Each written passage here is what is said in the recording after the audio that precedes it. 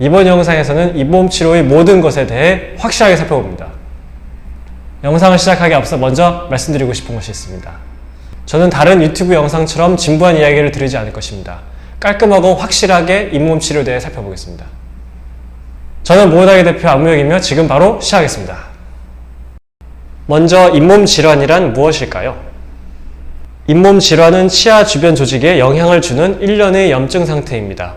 잇몸 질환은 매우 흔하며 충치에 이어 세계에서 두 번째로 흔한 치과 질병으로 알려져 있습니다.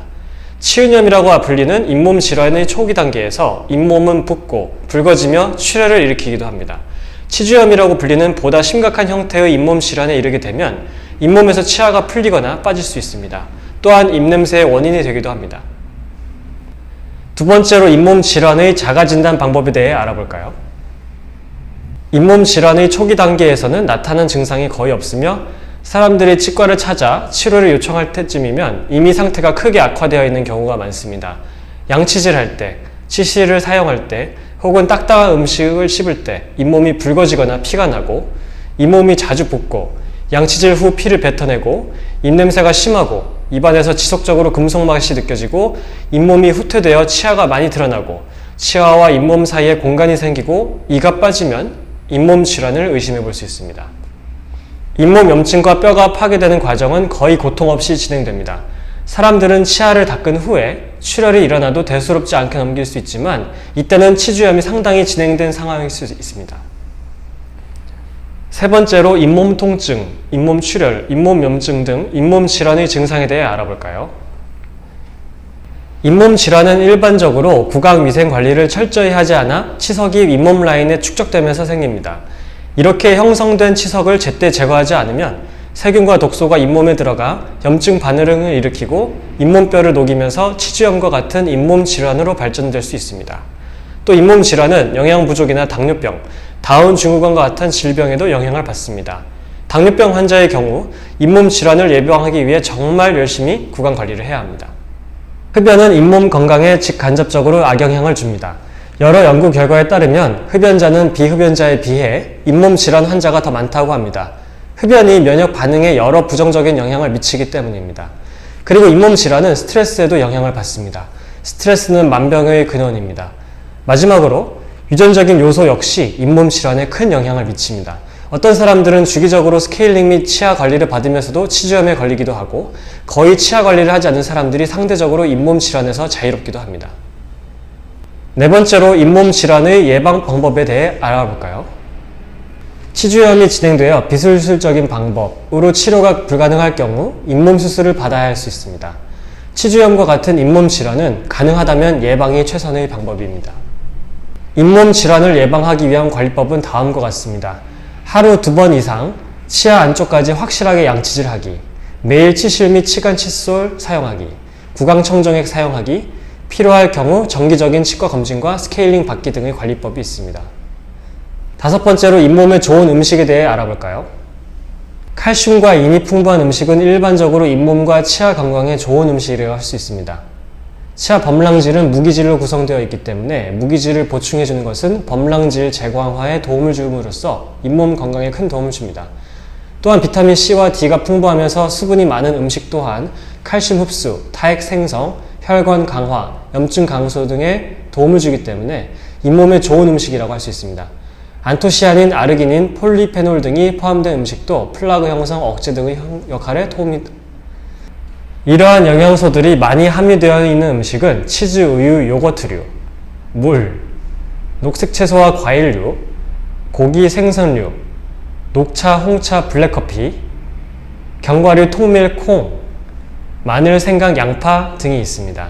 물론 이러한 음식들을 섭취와 더불어 식사 후에는 항상 양치질을 통해 치아에 남아있는 음식물 찌꺼기들을 제거하는 것이 중요합니다. 항상 기본 관리가 가장 중요함을 잊지 마세요. 여섯 번째로 잇몸 치료 과정에 대해 알아볼까요? 잇몸 치료는 잇몸에 자리 잡고 있는 치석 및 감염 조직들을 제거함으로써 잇몸 염증을 가라앉히는 치료입니다. 잇몸 치료는 일반적으로 초기 치료, 재검사, 수술, 약물 처리, 유지 관리의 순으로 이루어집니다.